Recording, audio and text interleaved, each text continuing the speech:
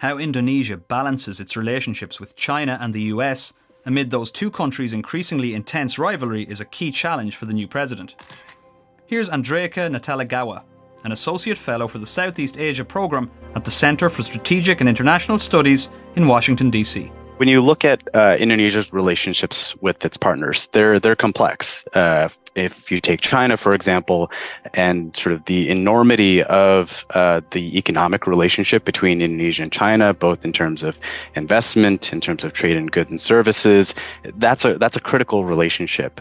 But at the same time, that economic relationship is complicated by frustrations or anxieties in the political and military space, and in particular, Indonesian anxieties around China's actions in the South China Sea.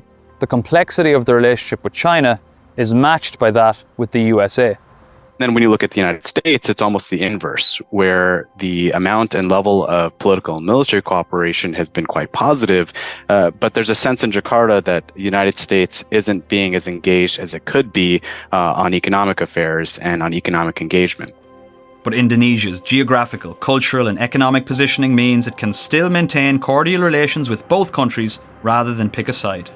I think for stability in the world, we need countries like Indonesia who can have conversations, who can invest and trade with both China and America, because it brings a degree of stability and interdependence to the world at a time when otherwise I think we would risk a really rapid and damaging fracturing. I think it's going to naturally, move into that, strategic place where it can actually interlocute between two great forces, and we live in a much more multipolar kind of world right now that I think is going to require more and more interlocutors.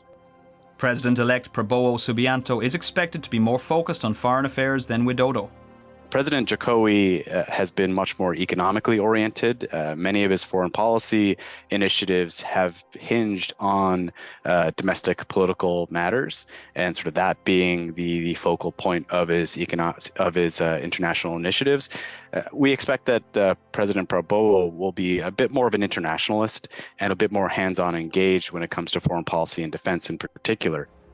And whenever his time in charge comes to an end, Indonesia's role on the global stage is likely to have significantly evolved.